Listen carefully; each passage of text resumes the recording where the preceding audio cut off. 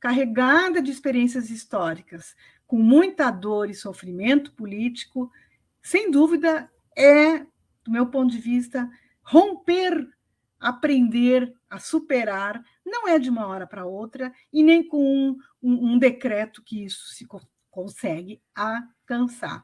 O Brasil também tem passado, nos últimos anos, por um contexto de polarização, radicalização e desagregação política. Aliás, as democracias maduras, e não somente as nossas da chamada terceira onda, têm enfrentado enormes desafios para a qualidade e sobrevivência de sistemas políticos plurais e democráticos. Eu cresci no Brasil, com uma trajetória política onde, predominantemente, a violência não é canalizada em guerra civil, mas a violência emerge de outras formas. Sou neta de alemães que tiveram de fugir da instabilidade política dos anos 20 na Alemanha. Então, eu venho de duas culturas políticas muito distintas. Creio que isto trouxe, para a minha perspectiva, enquanto cientista política, a alma de alguém que persiste em buscar conhecer os divergentes, ter a vontade em escutar e ver o que há de possível a ser construído entre divergentes, sem deixar as divergências. Elas são importantes, elas enriquecem e temos que aprender a viver com divergências. Então, eu não sei se eu esqueci algo devido a um problema de áudio do nosso colega da Associação Angolana, que teve um problema técnico que acontece seguidamente. Conforme o formato do nosso ciclo, eu tenho a missão de elaborar algumas perguntas para nós podermos iniciar este diálogo. Então, as perguntas que eu vou fazer, elas estão organizadas e não precisam ser respondidas nesta ordem pelo nosso entrevistado de hoje, que é para mim, eu volto a repetir, uma grande alegria convidar o nosso convidado de hoje, representante da UNITA, Adalberto Costa Júnior. É um prazer ter o nosso primeiro entrevistado de hoje. Eu estou aqui a desejar a minha boa noite de Angola, boa tarde provavelmente no Brasil, a doutora Silvana, a professora Silvana, e cumprimento também, creio que está em Angola, o meu compatriota, o Sérgio Dundão, com muita satisfação aqui para esta conversa, uma conversa, creio, tranquila, que irá discorrer também com tranquilidade. Creio que estamos a iniciar um ciclo de reflexão, sempre muito útil, num país que tem uma maioria jovem, e jovens estes que uma parte substantiva deles nasceram depois da independência e que não têm uma testemunhança do processo histórico, pelo que é extremamente importante este tipo de oportunidades. Pelo que fico por aqui. Muito obrigado. Eu vou fazer, muito obrigada, eu vou fazer algumas perguntas, elas servem para inspirar a nossa conversa, porque eu acho que a espontaneidade e um diálogo que vai se criando espontaneamente pode ser muito frutífero. Então, senhora Adalberto, eu teria algumas questões até para aprender mais sobre Angola. Eu já estive em Angola, eu sou uma apaixonada pelo continente africano, né? E brasileira, neta de alemães, então eu sou muito curiosa, talvez as minhas perguntas nem sejam tão para quem vive Angola no dia a dia, né? Mas eu olhando de fora, eu gostaria de fazer algumas perguntas de forma mais ampla. Se o senhor pudesse apontar as maiores dificuldades em construir, aprimorar a democracia angolana, aonde o senhor poderia apontar os principais desafios? Né? E eu diria, não apenas apontar os principais desafios, quais caminhos seriam possíveis? Que projetos seriam os mais importantes para avançar nesse processo? né? A gente sabe das dificuldades da trajetória. Diante de uma tradição não institucional em disputas políticas, guerra de independência, guerra civil. Nós tivemos uma última eleição, vocês em Angola também, né? E a decisão da UNITA foi tomar posse no parlamento, foi uma opção de buscar a via institucional da representação política para a oposição. Serão duas perguntas agora, né? A UNITA avalia que o eleitorado opta por esse tipo de opção, né? Avalia que esse é o caminho mais produtivo, quer dizer, acreditar na democracia, acreditar nas instituições, apostar no processo de democratização na Angola. Ou o senhor, na sua experiência, ainda acha que os traumas estão ainda muito presentes, as dificuldades ainda estão muito presentes, e como lideranças como o senhor poderiam contribuir, e nós, como cientistas políticos, para esse gelo, e aprovando e convencendo Angola, convencendo todos os atores políticos que este é o melhor caminho. Eu vou fazer só duas perguntas no primeiro momento, para a gente depois continuar. Vamos ver se tive a percepção das duas. A primeira questão, quais as maiores dificuldades que, na minha visão, encontro para a questão do abraço à democratização? É uma das questões. A outra questão, a nossa opção pós-eleitoral de abraçar o lado das instituições e de dentro das mesmas caminharmos para uma busca de um processo de assunção democrática por dentro. Creio que são as duas que me foram colocadas. Ora bem, não é fácil, diria, uma resposta imediata, mas não é possível, na minha perspectiva, responder-lhe à primeira questão sem olhar para o processo histórico. É impensável não o fazer.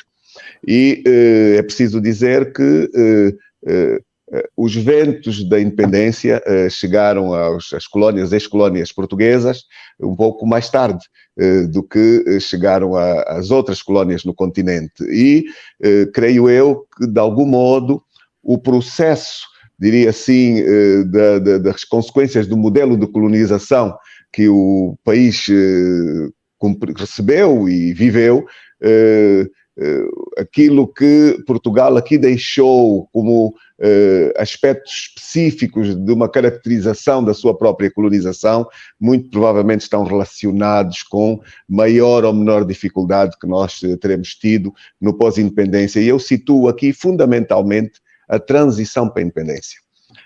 Nós tivemos uma transição para a independência que não foi linear.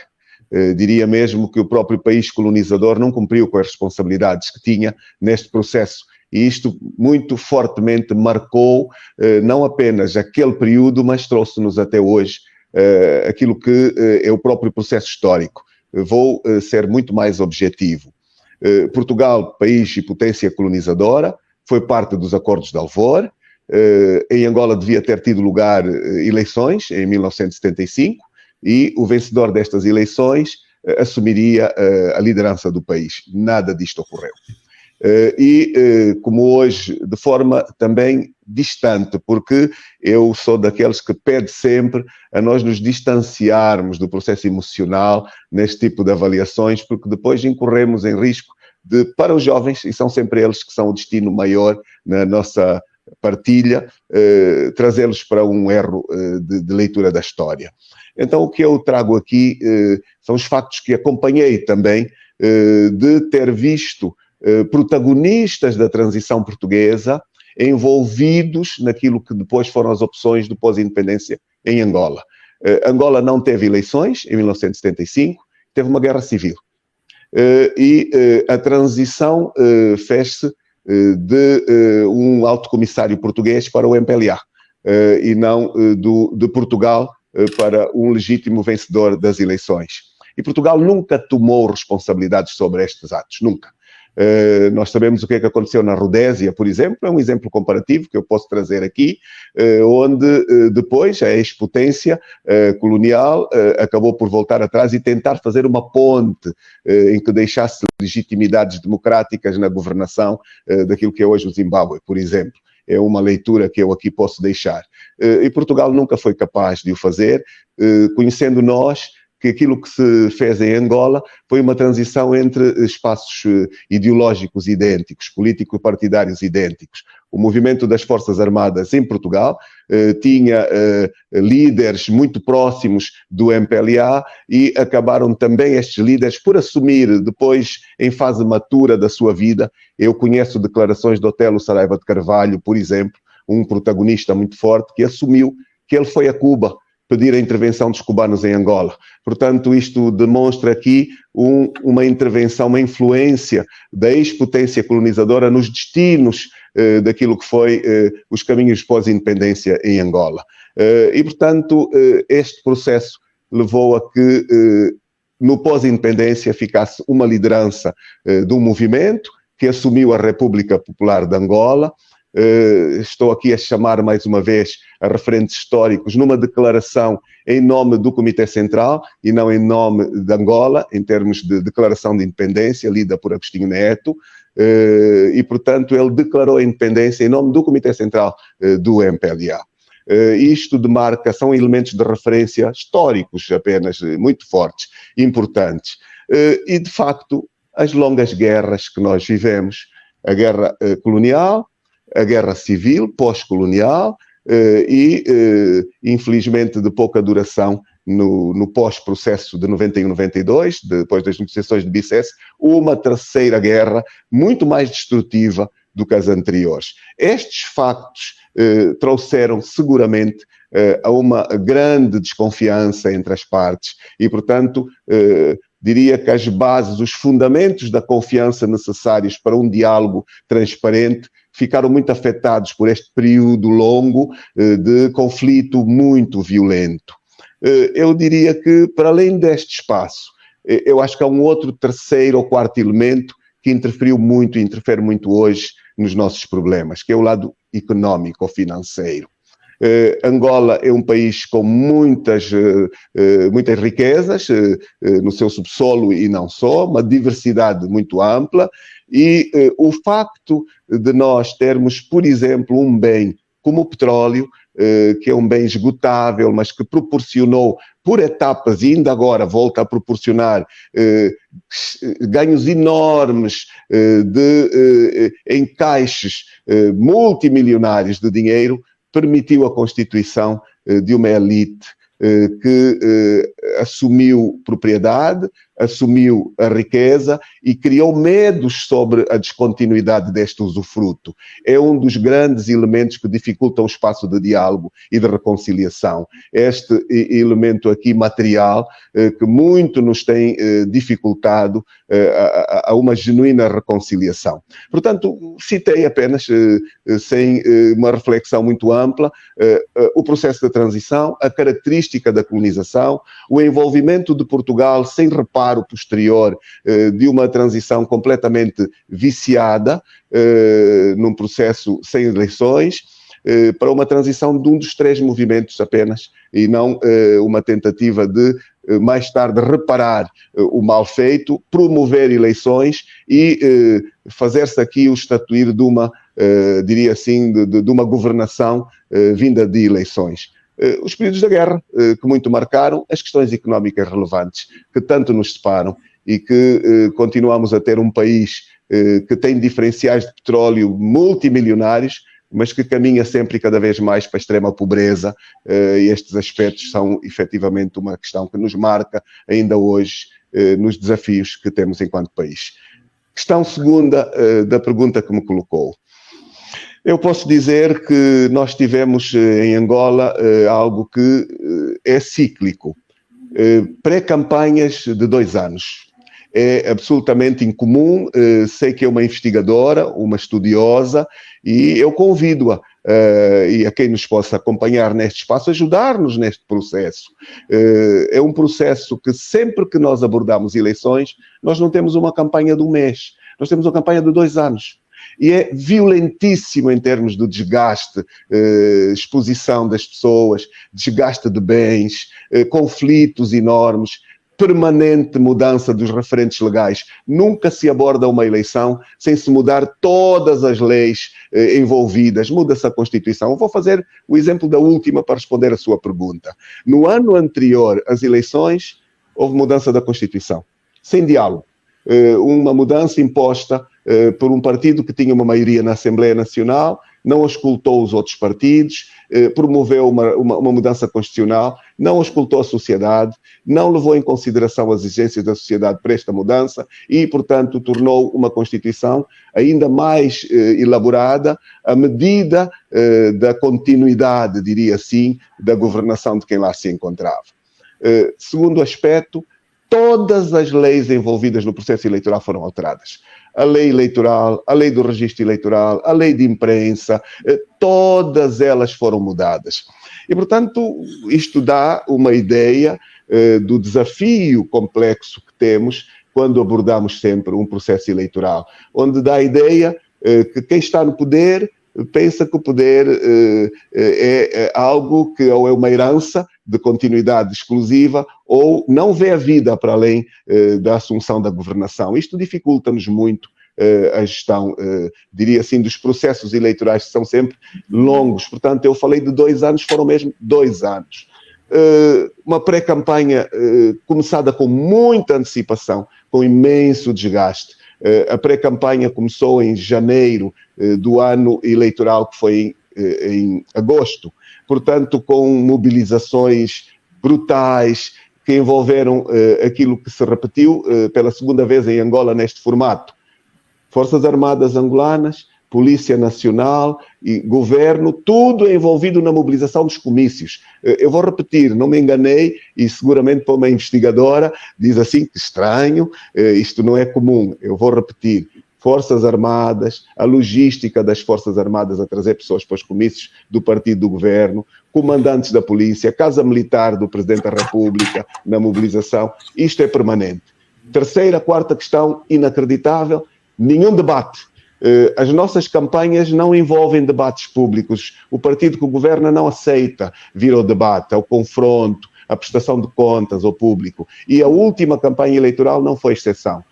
O Presidente da República recusou debater com os candidatos, terminantemente, e pior, impôs às televisões que não houvesse entrevistas a nenhum líder partidário, nomeadamente ao líder da oposição, o maior partido, que é aqui quem lhe está a falar, o presidente da UNITA, durante toda a pré-campanha, nunca foi entrevistado. Eu diria, eu vou a caminho do meu 4º ano de presidente da UNITA, eu nunca fui entrevistado por nenhuma televisão em Angola, nenhuma rádio nacional em termos de entrevista e nenhum jornal de Angola em termos de oportunidade ao contraditório e as oportunidades. Portanto, este é o país real. Seguramente, ontem estivemos cá com o presidente do Brasil e eu não tenho a certeza, mas acredito que o presidente do Brasil deve ter uma ideia da democracia, entre aspas, que aqui existe, na medida em que, quando falou de improviso, do coração, ele partilhou uma imagem não muito distante da verdadeira. Quando falou de papel, fruto provavelmente da escrita das instituições, falou de uma Angola que não existe, uma Angola democrática ou institucional, nós não a temos. Então, esta realidade, apesar de ter sido assim, apesar de eu poder trazer aqui muitas outras questões, e talvez para situar todas as reclamações arquivadas, todas, sem serem abertas, nenhuma foi levada em consideração. Nós fizemos uma pré-campanha eleitoral, onde a fixação das imagens partidárias era proibida e o partido de regime teve permanentemente a imagem do seu candidato, as suas bandeiras em todos os municípios do país, em violação da lei.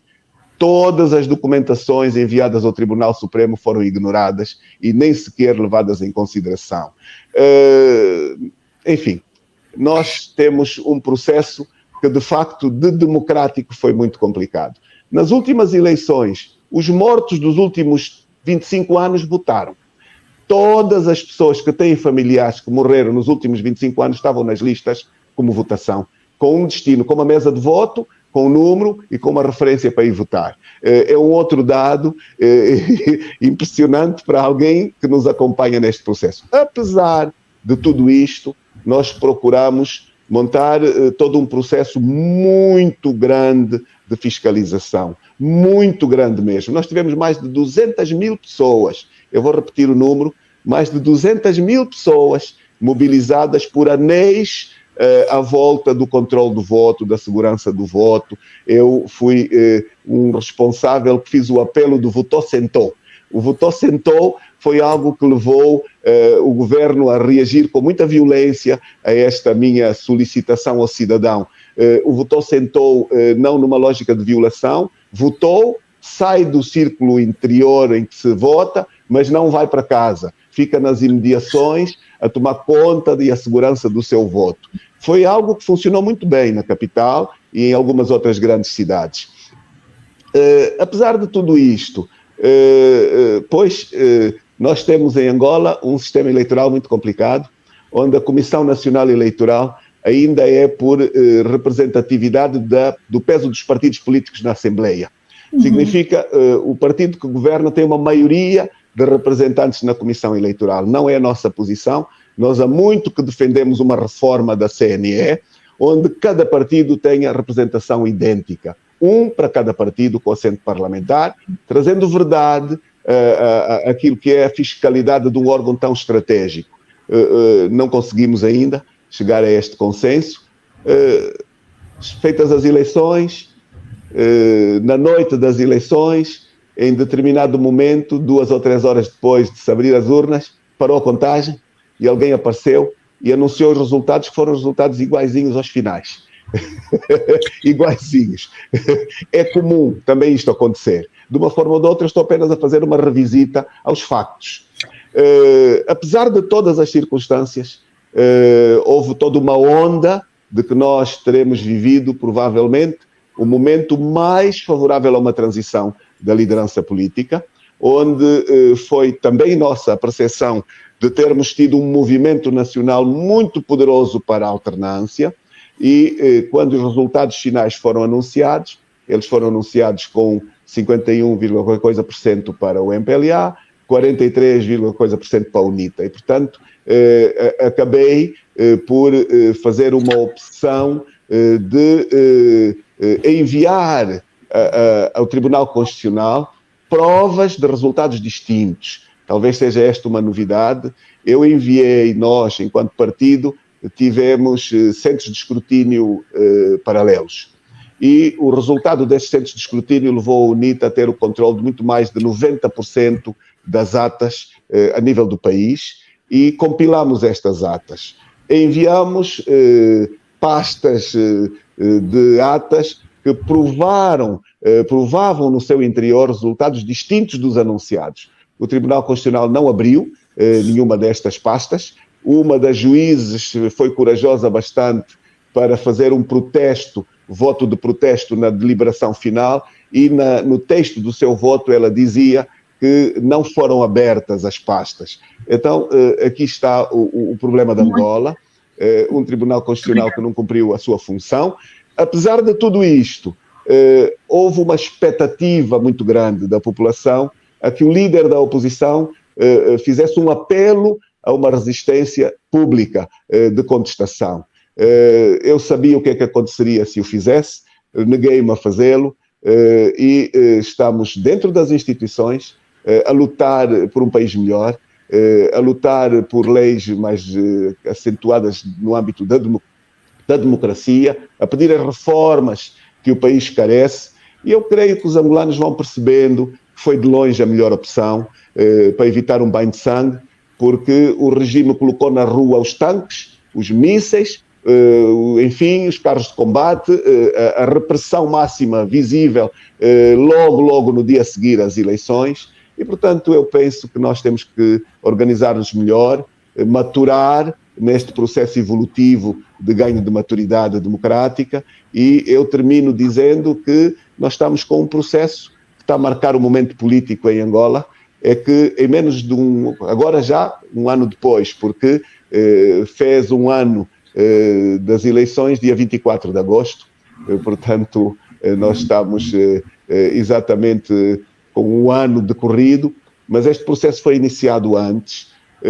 A UNITA levou à Assembleia, ou melhor, vai levar à Assembleia, anunciou o propósito de promover um processo de impeachment, como se diz no Brasil, de destituição do Presidente da República, fundamentado na Constituição, olhando para aquilo que a lei nos permite, porque hoje estamos numa total perda de controle daquilo que é uma governação responsável e transparente, uma crise extrema no âmbito social, extrema no âmbito económico e institucional de igual modo, violações imensas à Constituição, recusa do direito de informação e ser informado, pluralidade aqui é uma inexistência, é um sonho, e portanto eu penso que o cidadão começa a perceber que nós continuamos a lutar em defesa de um melhor país, cumprindo aquilo que a lei e a Constituição nos dá como espaço, pugnando pela estabilidade e cumprindo aquilo que é o nosso papel.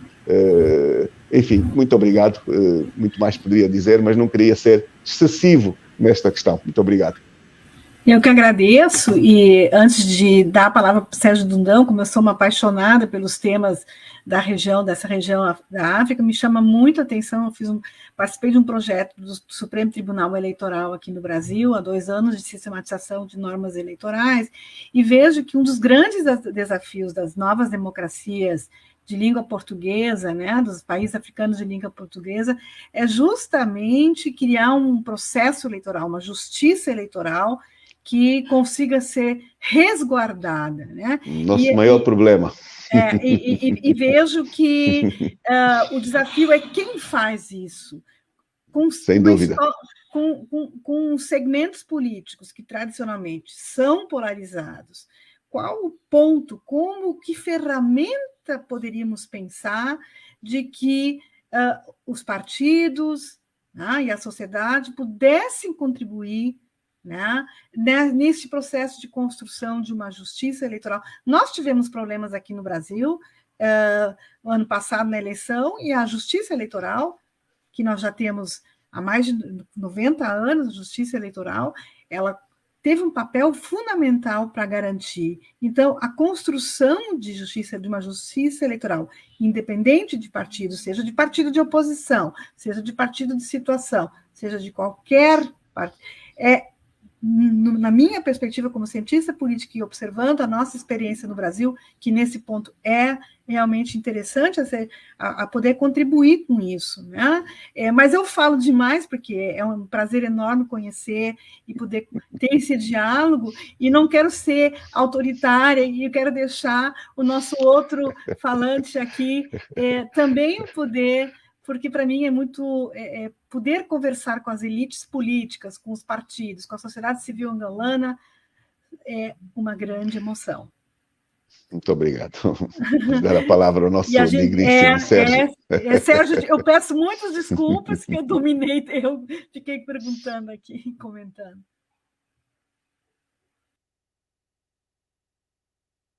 Som de novo não está... Eu não ouço o Sérgio. Sérgio, não conseguimos escutar. Que pena, eu acho que vamos ter que cortar. As forças que querem que nós dois... Devias fazer ele está com som quando acontecia comigo. Sérgio, Doutor agora Sérgio, sim. Liga para ele.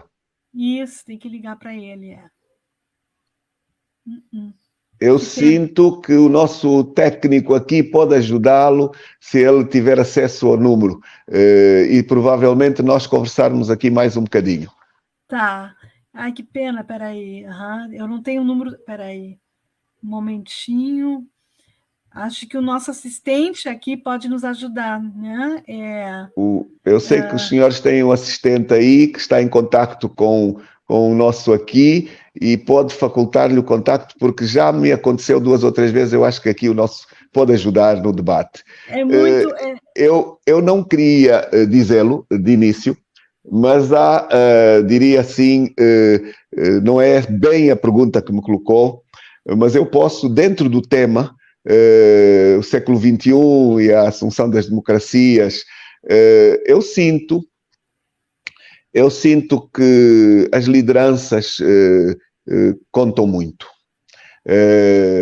O perfil das mesmas, a preparação delas, e, portanto, as lideranças têm a grande opção de fazerem um ou outro caminho. E o que eu vou sentindo é que o nosso processo histórico é complexo, como bem citou, mas nós temos uma fronteira muito bem clara de quando fizemos a paz, termos abraçado com muita, diria, coragem, porque não foi um processo simples, a assunção profundamente democrática, intrínseca das nossas instituições. E eu cito aqui 3, 4 elementos de referência que podem levar ao debate, que podem ser elementos de grande utilidade. O processo de paz que nós temos hoje, que felizmente é um processo que eu tenho dito, não voltará nunca mais atrás, é um processo que tem maturado e portanto, é um processo assinado em 2002, foi algo que trouxe à UNITA a oportunidade de ter abraçado, enquanto parte com o governo, da implementação do processo de paz, mas intrinsecamente nós fizemos um congresso em 2003, um ano imediatamente à assinatura dos acordos de paz, e um congresso com pluralidade de candidaturas. É muito importante citar esta questão, na medida em que a professora citou, um dos grandes problemas é que nós temos o risco desta dualidade entre partidos que vêm desde a luta antes da independência, são partidos grandes, muita gente gosta de fazer comparações que eu gosto de recusar, a maior parte delas. Porquê? Porque nós iniciamos e abraçamos processos de democratização interna que, infelizmente, não vi abraçar ao nosso competidor, adversário, o MPLA. A UNITA assumiu a sua pluralidade democrática e tem tido a coragem de respeitar os ciclos de reeleição dos mandatos dentro daquilo que é um ambiente absolutamente democrático. Nós fizemos um congresso de eleição do presidente da UNITA em 2003, 2007, que o mandato era de 4 anos durante esta altura, e cumprimos rigorosamente os 4 anos. 2003, 2007, 2011, 2015, 2019. Nunca durante estes anos todos o nosso adversário realizou um único congresso plural, nunca. Isto denota aqui, intrinsecamente, vocações muito claras de querer fazer diferente e melhor, ou de se querer manter como um partido centralizador, um partido fechado, um partido que há uma expressão que se diz que é impossível, se a tua própria casa não tem regras democráticas, tu não podes transportá-la para o país. Isto demarca uma diferença enorme. Mas o meu ciclo de liderança tem sido um ciclo também muito particular. Eu candidatei-me à liderança da UNITA em 2019. E entre 5 candidatos, ganhei no primeiro round, na primeira vez, com uma maioria, e assumi a liderança da UNITA. O que é que aconteceu? Aconteceu que o meu adversário, que se encontra sentado na cadeira da governação, fez tudo para escolher o líder que ele queria ter como seu adversário na campanha eleitoral. E a UNITA viu o anular do seu congresso 2 anos depois da minha eleição. O congresso que me elegeu foi anulado. O partido de regime impôs isto ao Tribunal Constitucional e nós fomos obrigados a fazer um novo congresso que me trouxe ainda com uma maioria muito mais assumida, muito mais ampla. É verdade que isto nos reduziu o tempo de preparação da campanha eleitoral, porque quando foi repetido o nosso congresso, nós estávamos a 7 meses das eleições. E, portanto, são realidades, infelizmente, que no Brasil não acontecem. Eu digo, bendita a hora que não acontecem, e que em Angola espero nunca mais venham a acontecer, porque, de facto, nós temos a paz e abraçámo-la com muito amor e com uma grande vontade de nunca a perder, mas nós continuamos a dizer que estamos ainda no ciclo de aprofundamento da democracia, porque a reforma das instituições, a reforma do Estado partidário, continua a não ocorrer. E, portanto, este é um grande problema. Porque isto apenas ocupar um pouco de tempo, enquanto espero que o nosso digníssimo doutor tenha retomado a condição de ser ouvido. Eu acho que ele continua com problemas. E a gente não consegue escutar. Mas o senhor levantou uma questão, eu que estudo partidos há 30 anos, faço parte do conselho do maior instituto de estudos dos partidos da Universidade de Düsseldorf, na Alemanha. Um dos grandes desafios para que os partidos sobrevivam é a sucessão. Né? O processo sucessório sempre é conflituoso. Né? O processo sucessório, isso em qualquer organização. E o senhor representa uma nova liderança dentro de um partido que tem uma tradição, que tem uma trajetória. Esse processo, o senhor avalia que foi muito em função de um processo de aprofundamento da democracia interna, da vida partidária, ou porque não houve resistência de antigas lideranças dentro da UNITA para que uma nova liderança pudesse surgir? É uma boa pergunta. Eu devo dizer que todos os congressos foram sempre abordados num ambiente de muito debate interno. E gosto de reafirmar, porque é efetivo, que a democracia como valor é bastante anterior a esta fase. Nós temos a democracia como um valor nos princípios fundantes do partido. E sempre foi um referente conseguido o fim da guerra, houve que levá-lo a uma efetividade absoluta, na medida em que não havia razões outras que pudessem adiar este abraço, mas que abraçar a pluralidade democrática num ambiente externo não democrático foi um enorme risco. E isto foi antecedido de um grande debate interno. Ainda hoje, eu devo partilhar, não falta uma ou outra voz que nos procura, no sentido de dizer, muitas vezes os processos de renovação de mandatos são sempre seguidos de alguns conflitos, de alguma falta de maturidade. E nós dizemos, é melhor que haja esta falta de maturidade do que dar um passo atrás, fazer um recuo, e felizmente a esmagadora maioria de quem vota internamente continua também a recusar esse passo atrás. Então, vou-lhe claramente responder, houve debate profundo e houve uma vontade de olhar para o futuro e pensar que não era possível construirmos um Estado democrático e de direito sem instituições democráticas no âmbito dos partidos concorrentes. E assumimos todos os riscos. Não deixámos de o ter feito sempre com conflitos. A UNITA teve um congresso em 2003, um congresso em 2007, um congresso em 2011.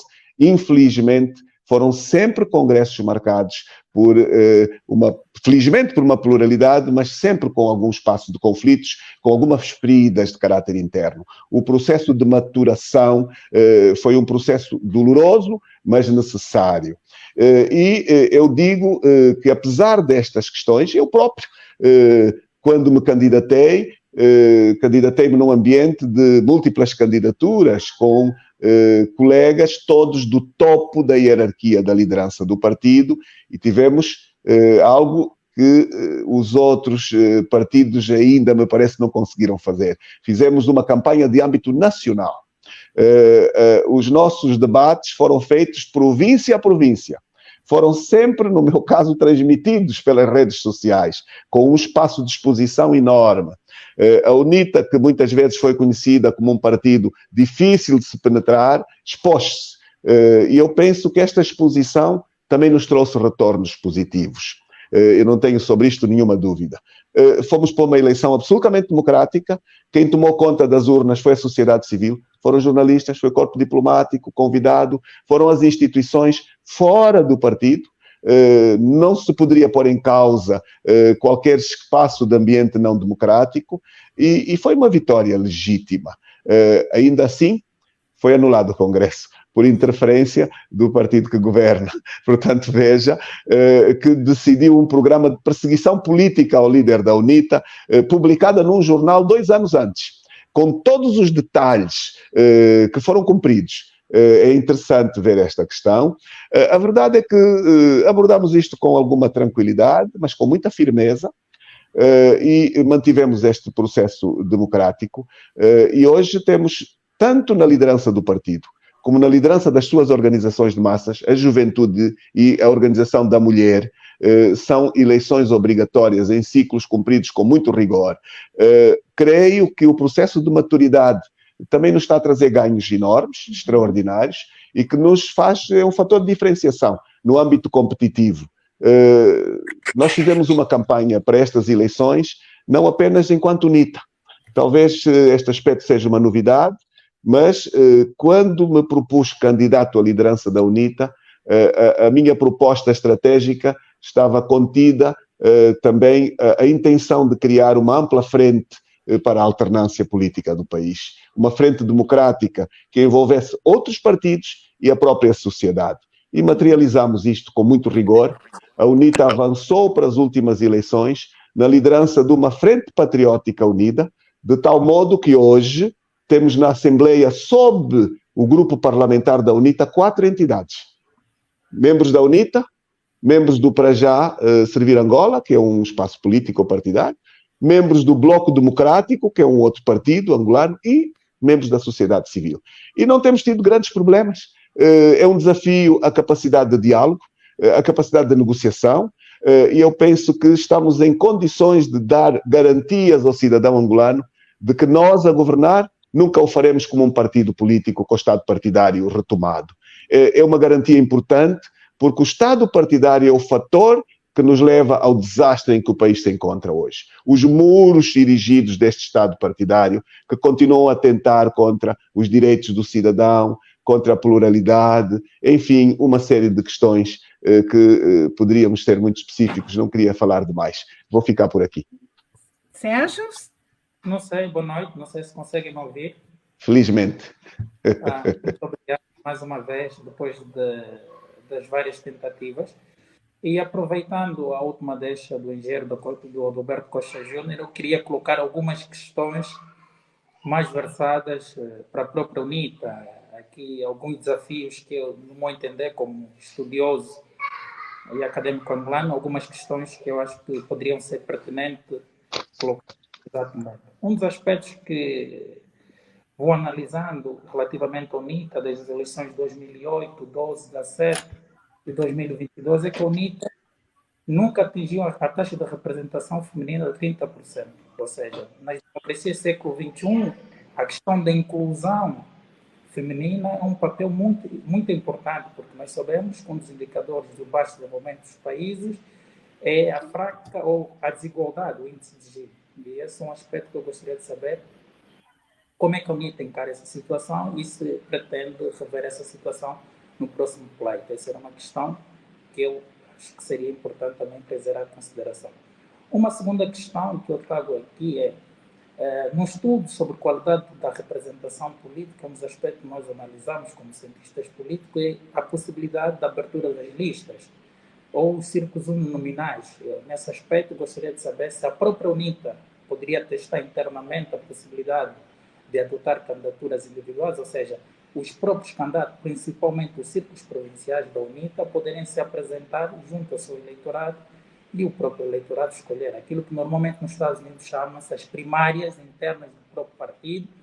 Se a UNITA testando isso, também pensa possivelmente no futuro de uma possibilidade de revisão constitucional, adotar um sistema de lista aberta, até porque, no meu entender, é que a Constituição só determina a magnitude dos círculos, não define a natureza das listas dos partidos, do sistema de lista. O sistema de lista aberta poderia ser tentado numa possibilidade de reforma da nossa lei eleitoral. Esse é um aspecto que também acho que poderia ser trazer à consideração. Depois, acho pertinentemente que a UNITA tem apresentado um crescimento eleitoral sustentado, um crescimento eleitoral, sobretudo, no meio urbano. Eu gostaria de saber se a UNITA não está a passar por um processo de transformação da sua geografia do voto e se isso não acarreta um risco da desconfiguração do próprio partido, na medida em que o partido tem uma gênese, tem uma origem, e essa rápida transformação para o voto urbano, que é um voto sempre muito arriscado, porque nós temos consideração que o voto urbano tem acarreta uma alta taxa de volatilidade, e num sistema que se apresenta que as eleições nunca são credíveis, ela também pode gerar um trade-off, ou seja, ela pode desmotivar o voto urbano, que é um voto altamente racionalizado, um voto altamente calculista. Este é outro aspecto. Eu sei que é um conjunto de questões, vou aproveitar só levantar essas questões e também vou finalizar. Há um último aspecto que eu acho que é pertinente da parte da UNITA, já que a UNITA apresenta-se como um partido de inclusão dos pequenos partidos ou dos segmentos da sociedade, é a possibilidade da própria UNITA propor duas reformas políticas duas reformas que eu acho que seriam essenciais. Uma primeira é terminar com a possibilidade de extinção dos partidos quando ficam abaixo de 0,5. Não é prática comum os partidos serem extintos porque ficam abaixo de 0,5. Normalmente chamada cláusula barreira, cláusula de não acesso ao Parlamento. Só para se fixar aqui a Silvana, no caso angolano, quando os partidos ficam abaixo de 0,5 são extintos. Não há uma exclusão de representação. Então seria importante, em meu ver, para uma maior inclusão na democracia do século XXI, não extinguir partido, porque os pequenos partidos precisam de tempo e espaço para a sua maturação, para o seu reforço e para entrar para essa competição, que hoje em dia é uma competição bipartidária entre a UNITA, que acarreta o aumento da bipolarização do próprio país. E um segundo aspecto também é no sistema de conversão dos votos no círculo nacional a possibilidade de permitir os partidos competirem pelo risco, pelo resto, ou seja, no nosso sistema, Silvana, só para dizer que se os partidos no círculo nacional não atingem vamos dizer assim, vou arredondar, 0,77, automaticamente não podem concorrer para o resto. E nós sabemos que o sistema de cota são benéficos aos pequenos partidos porque eles têm possibilidade de atingir o resto e não propriamente esse 0,5. Então, também gostaria de saber se a UNITA está disposta a apresentar um projeto que aumente a inclusão da representação dos pequenos partidos, que permitia um país onde a pluralidade, onde a diversidade étnica e linguística também estariam presentes no Parlamento. Então, seria mais esse aspecto que eu gostaria de lançar esse desafio a uma reflexão se a UNITA está disposta a essas reformas. Muito obrigado. Muito bem-vindo ao debate. Meu digníssimo. Nós já estivemos acima dos 30%. Mas nós estamos muito abaixo daquilo que nós gostaríamos de estar, indiscutivelmente, nesta matéria, e é algo que tem obedecido a uma série de programas no âmbito interno, porque, indiscutivelmente, esta baixa representatividade feminina até também é uma penalização no âmbito da própria condição de mobilização do partido perante uma sociedade que tem maioritariamente feminina, e nós conhecemos o tipo intrínseco do modo de estar nesta sociedade e o peso da mulher, da mãe, no ambiente familiar, o peso que tem a mulher no ambiente social, no ambiente comunitário, e, portanto, intrinsecamente, quem conhece a idiosincrasia e o modo de estar e companhia da sociedade angolana sabe o quanto, reduzido este espaço de representatividade, também o próprio partido reduz as suas expectativas. Mas nós temos uma série de programas de discriminação positiva e eu posso lhe partilhar aqui que este é um trabalho enorme. Dou-lhe um pequeno exemplo. Definição de candidatos nos círculos provinciais. Nós abraçamos o voto no âmbito provincial. As estruturas do partido foram chamadas todas das comunas aos municípios e votaram nos candidatos aos 5 nomes por cada província. E nós tivemos depois um problema enorme. Lá onde a representatividade feminina não estava devidamente representada, tivemos um conflito entre o respeito pela opção da votação, onde culpamos muitas vezes as próprias mulheres que votaram em homens e não souberam escolher candidatas próprias. É um fenómeno que aqui também se passou entre nós e que tive um conflito enorme. Porque quando nós quisermos equilibrar, nós confrontamos com respeito às opções da votação. E isto é um dos grandes dramas que está na base de alguma diminuição da representatividade feminina, com responsabilidade sobre as próprias mulheres, que participaram em grande número nos processos eleitorais e foram votar em homens. Portanto, estou aqui apenas a partilhar alguns fenómenos que nós temos que melhorar. Entretanto, uma das questões que, nomeadamente, a direção que Chefio teve, foi a atribuição de bolsas. Nós, na atribuição de bolsas internas, nós fizemos discriminação positiva.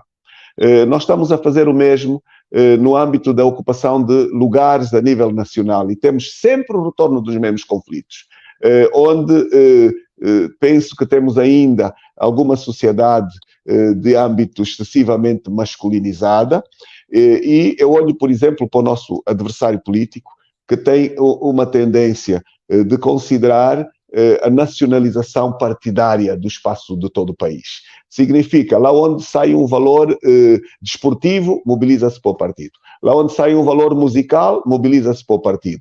Com as vantagens e as benesses que este tipo de opções oferece ao cidadão, que num espaço de benefícios deste género, muitas vezes não é a construção de elites internas que levou aquelas mulheres que estão a fazer a diferença a chegar a esse partido.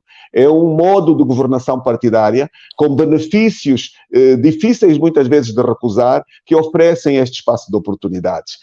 E isto é muito mau, quero-lhe mesmo dizer, e denuncio este aspecto. Agora, indiscutivelmente, nós temos que fazer mais, temos que aumentar indiscutivelmente e não temos qualquer espaço interno de penalização, de recusa de representatividade, de exclusão, bem pelo contrário.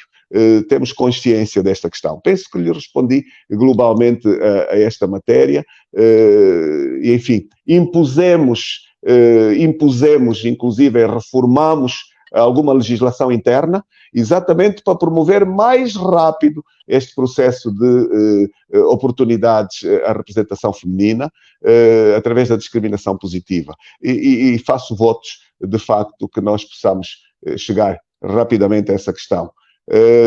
Tenho uma vice-presidente do partido, que me lidera a parte política, diria assim, com competências específicas, porque no partido todos os vices têm área de competências devidamente definida, não é apenas da vontade discricionária de uma ausência e então delego funções. Estatutariamente e no regulamento interno nós temos o tipo de responsabilidades bem direcionadas a este nível e, portanto, penso que temos feito um esforço que eu espero ver compensado rapidamente nesta matéria. Bom, falou da qualidade dos círculos que temos no país. Eu gostaria muito de ver cada vez mais a sociedade envolvida neste debate. Não sou um defensor da ditadura dos partidos, no âmbito daquilo que é a imposição dos limites e os referentes de âmbito legal. Não sou favorável a esta questão, a nenhum nível. E, portanto, a nós, vou-lhe ser mais rápido para lhe responder, para me dar oportunidade para outras perguntas, podemos subscrever com muita facilidade a transição para este tipo de círculos, sem nenhuma dificuldade. Mas eu devo dizer que no plano interno da UNITA nós discutimos muito profundamente a possibilidade de abraçarmos aquilo que aqui citou. A possibilidade de abrirmos a uma votação para além dos membros, para além dos militantes. E este é um debate que não é novo no plano interno do partido. Temos uma corrente interna muito forte, que há um bom tempo defende esta possibilidade de, para a escolha dos candidatos, o partido não se excluir a possibilidade do cidadão influenciar as opções, e isto até dá vantagens posteriores no âmbito depois de irmos a votos no plano nacional. A verdade é que os debates têm levado a dizer, vamos com um bocadinho mais de cuidado, já temos feito muitas reformas, isto não é só porque é bonito, não é só porque os outros fazem, que nós temos que fazer. Olhemos para a nossa realidade intrínseca e não corramos só atrás de modelos externos, que depois, no nosso próprio plano, acabam por ser armadilhas se forem rápidas demais. E estou-lhe a falar sem rede, exatamente com exposição. É um debate que continua, mas ainda não foi abraçado, mas que é antigo. Felizmente, temos processos de opção democrática absoluta nos processos de escolha das lideranças.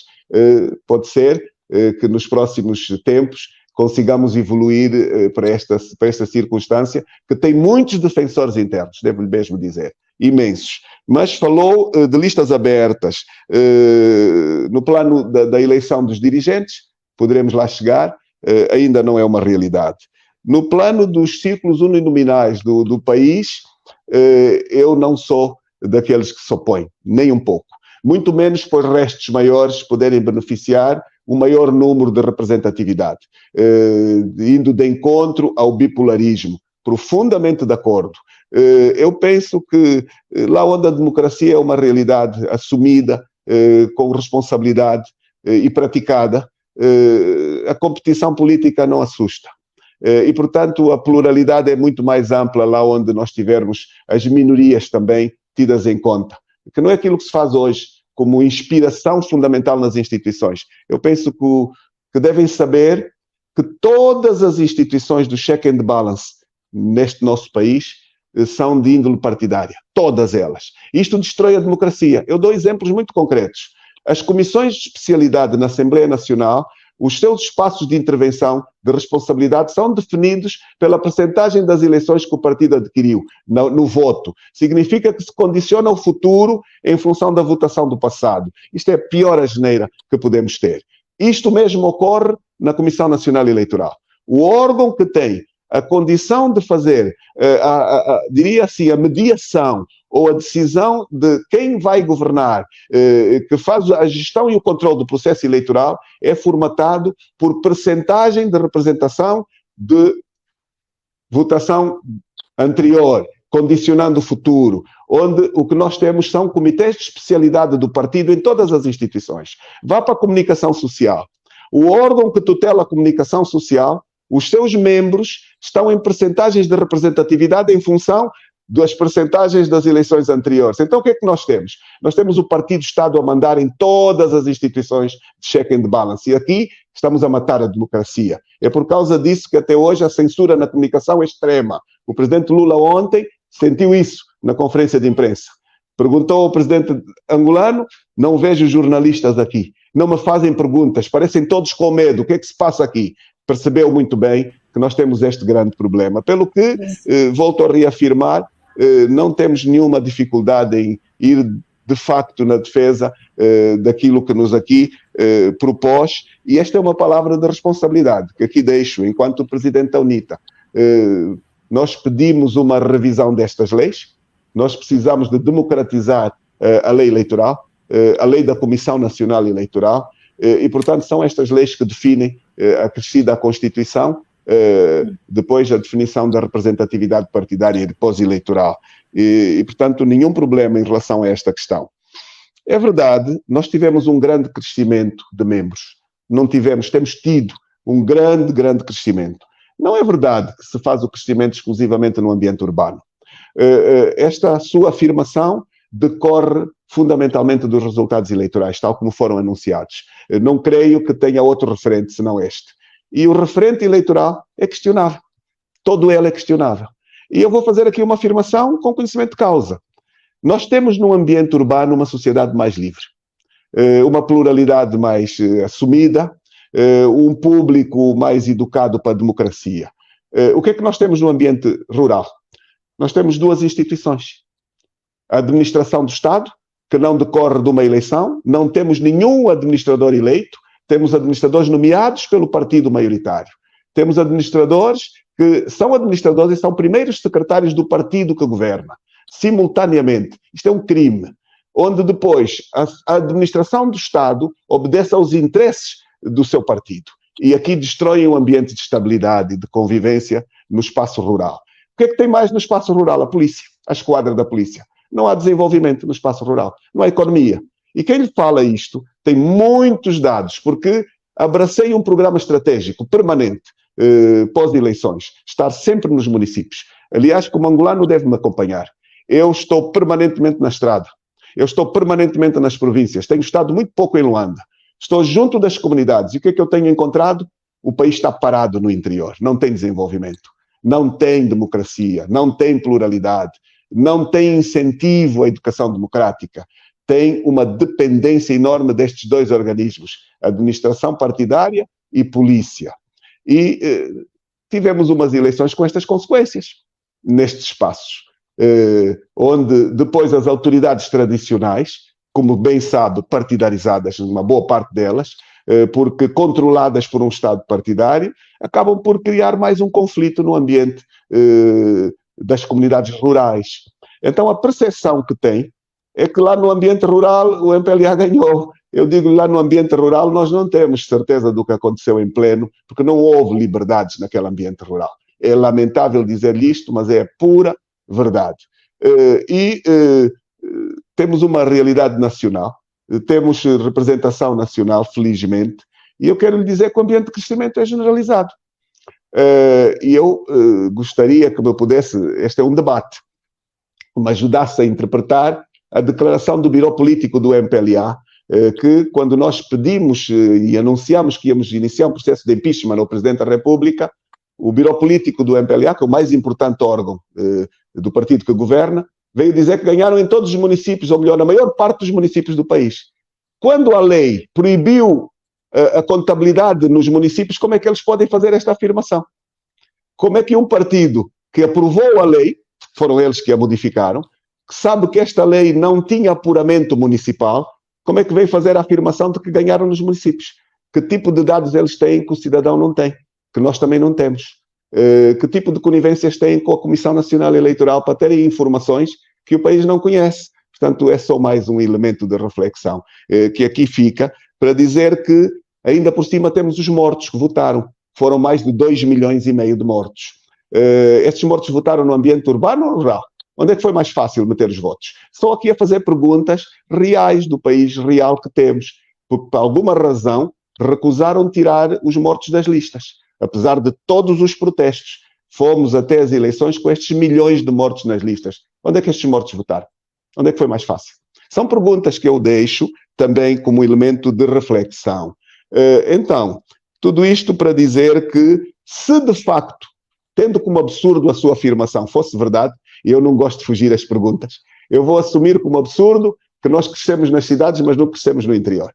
E eu vou lhe dizer que a sua conclusão é contrária à lógica. E vou explicar porquê. Então, mas o crescimento tem riscos só porque é no ambiente urbano? O ambiente urbano é menos seguro? Será? Será que o ambiente rural não é menos seguro? Porque é mais influenciável, onde há menos liberdades? Estou aqui a fazer muitas perguntas, mas é só para virem de encontro à minha reflexão. Eu penso que o voto urbano foi mais consciente. Foi um voto mais livre. E por ser mais livre, um voto mais consciente. Então, como é que eu tenho riscos lá onde o voto foi mais consciente? Onde eu tenho crescimento lá onde há mais liberdade? Então, eu penso que é contrário à sua visão. Temos crescido, de facto, e, felizmente, este crescimento corresponde aos programas por nós próprios traçados. O nosso programa é ser governo, por via democrática. E o crescimento do partido oferece-nos, seguramente, uma base própria, mas longe de mim pensar que vamos governar com militantes, nem de perto nem de longe. Mas, seguramente, com um partido maior, com mais quadros capacitados, com melhor potencial, estaremos em melhores condições de mobilizar o país. Porque, indiscutível, o voto vai vir sempre do lado civil, maioritário, do lado não partidário, de forma muito concreta. E, portanto, é mais isto que lhe queria dizer. Mas ponho em causa a interpretação de que o partido corre o risco de se descaracterizar porque está a crescer. Pelo contrário, estamos a crescer porque é parte do nosso programa estratégico. E nós temos um programa estratégico de curto, médio e longo prazo, se me permite. Tive a oportunidade de ter os quadros fechados durante o Covid. O Covid também me ofereceu um pouco essa possibilidade.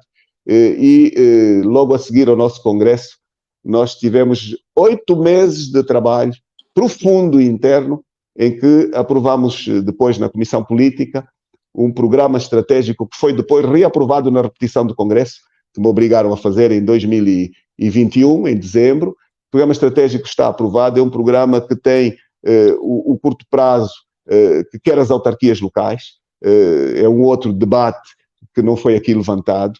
O partido que governa tem medo de realizar as eleições autárquicas, porque tem medo de perder a hegemonia do poder, a verticalidade com que governa, de forma praticamente quase igual a uma ditadura, se não é mesmo uma ditadura absoluta, o que nós estamos a viver no nosso país. Dá-se a imagem de pluralidade, mas nós não temos acesso aos órgãos. Dá-se algum respeito, mas depois acontece o que aconteceu ainda ontem com o líder da Jura, que chega a uma província e leva tiros, bombas lacrimogéneas, motivo? Nenhum. Porquê? Porque, de facto, temos ainda instituições partidarizadas pelo país fora, felizmente não universalizadas. Temos muita gente na polícia que não aceita este tipo de comportamentos, mas há outros locais onde praticam a aceitação de instruções. Mas então, o que eu queria, de facto, terminar é de que o programa de longo prazo vai até Angola 2040. É uma partilha que faço aqui. Angola democrática e desenvolvida que nós gostaríamos de ver. Uma Angola com uma assunção muito profunda nos aspectos da educação, da saúde, com profundos investimentos em setores estratégicos internos, agricultura, engenharia rural, assistência às comunidades, enfim, busca de estabilidade, uma Angola muito mais intrínseca, porque nós temos hoje uma Angola que tem uma governação que exclui, não abraça, exclui, e portanto temos um drama enorme. A formatação da unidade nacional hoje é um drama, um presidente que está zangado com toda a gente, que não dialoga com ninguém, e portanto é um drama esta realidade. E, portanto, o queixo meu, queixa toda a sociedade, queixam os seus membros, seus colegas de partido. Esta é uma realidade, infelizmente. Em menos de um ano pós-eleições, a moeda angolana perdeu mais de 50% do seu valor, toda a gente está pobre, todo mundo está no desemprego, e foi só um ano que passou depois das eleições, uma desagregação absoluta da economia. Não é isto que nós defendemos. Portanto, volto a dizer, o nosso programa estratégico existe, as autarquias locais nós teríamos feito se fôssemos governo em 2023, este ano. Ouvimos o Presidente da República também afirmar que as faria, não cumpre, porque também já o disse, faria em 2020, não fez.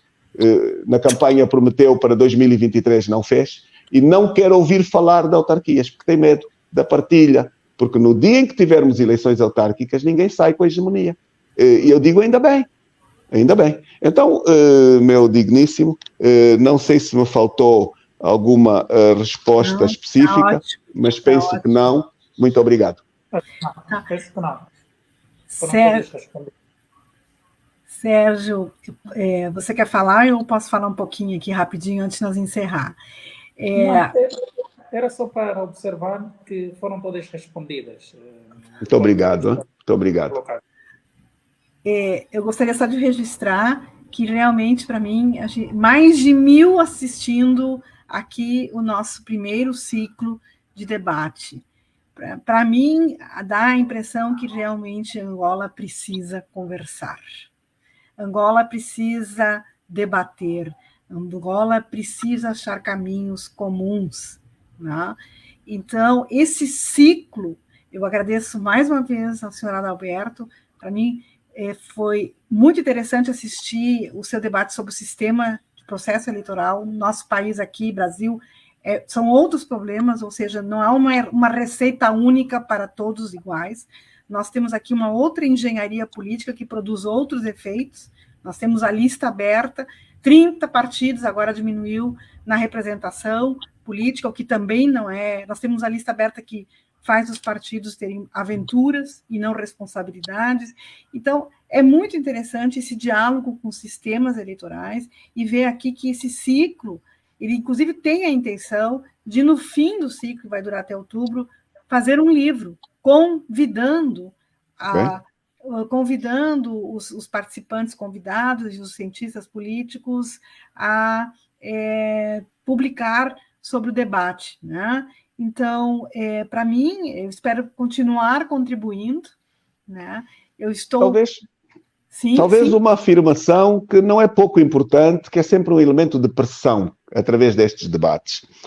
Nós, concluída as eleições, concluído a fase do contencioso, porque nós tivemos uma fase de contencioso em que cada um puxou os seus argumentos, o Tribunal Constitucional depois anunciou os resultados e logo que tal ocorreu, eu pedi uma audiência ao Presidente da República.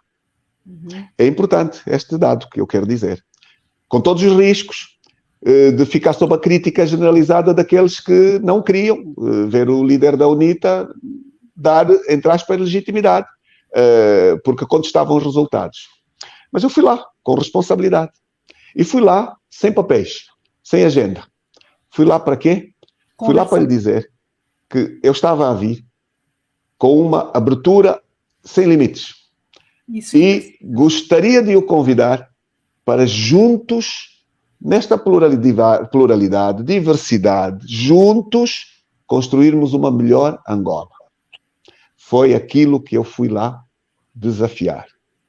E não tenho retorno até hoje deste desafio. E digo aqui como elemento de pressão, porque é possível perfeitamente o MPLA governar e fazer impor o seu programa, mas na Angola que temos, ninguém sozinho terá sucesso pelo desastre em que nos encontramos enquanto país. Ninguém.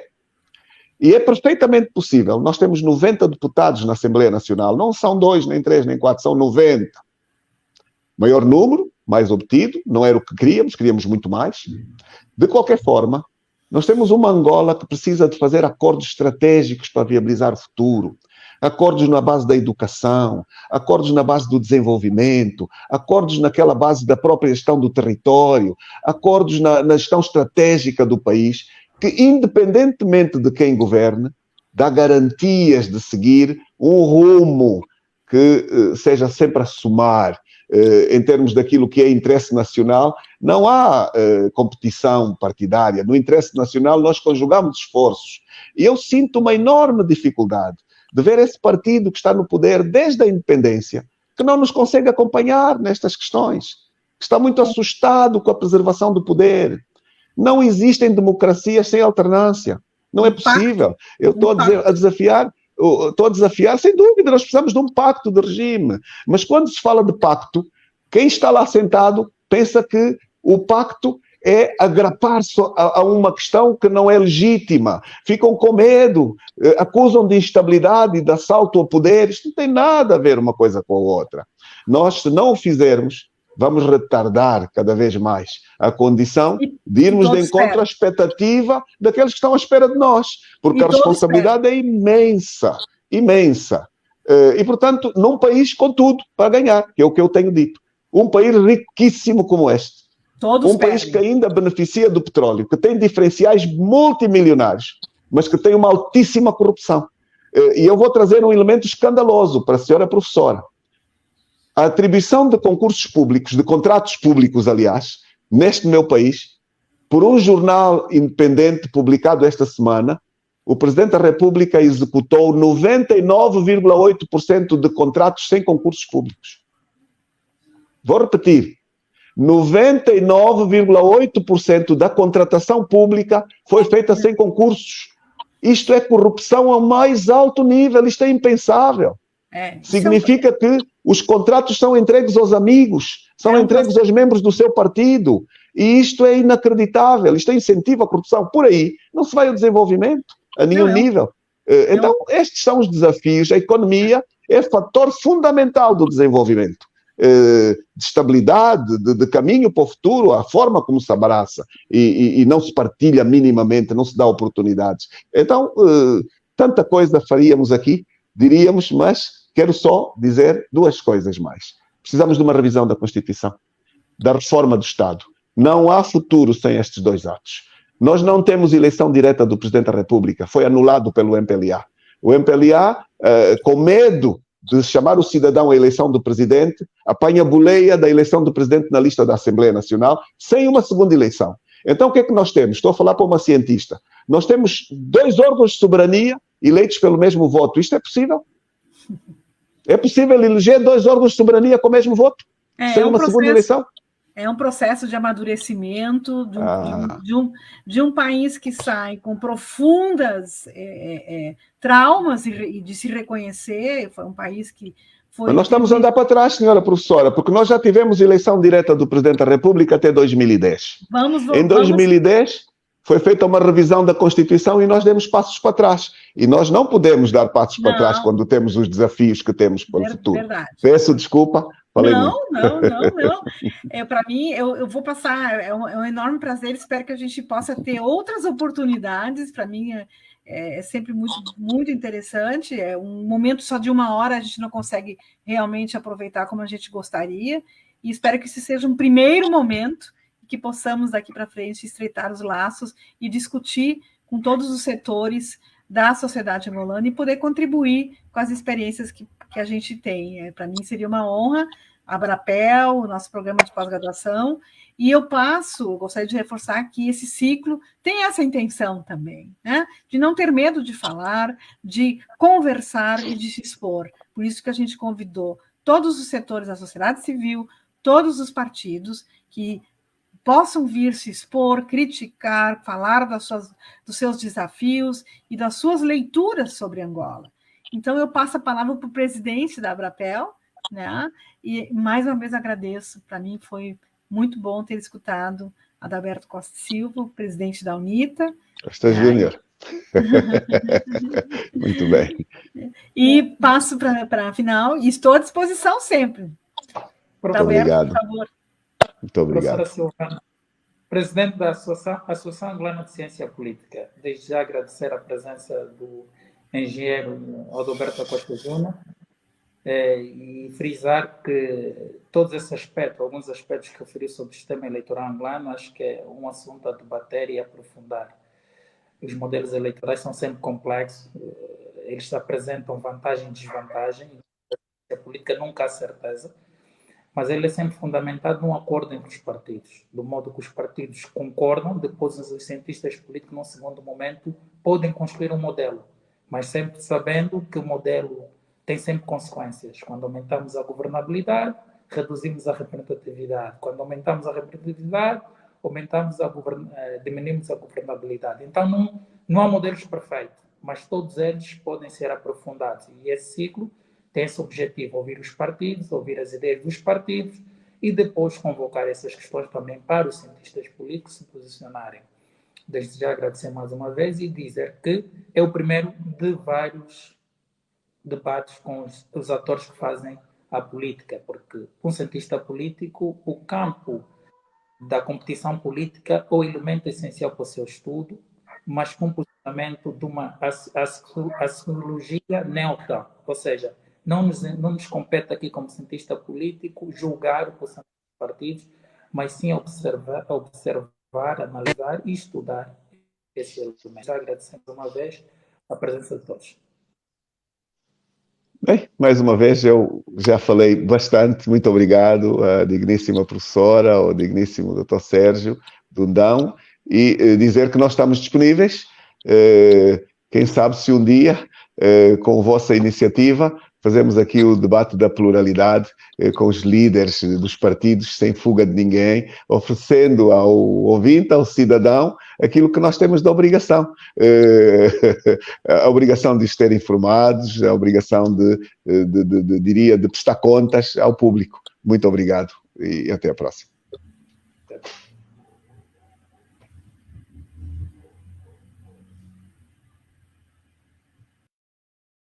Ok.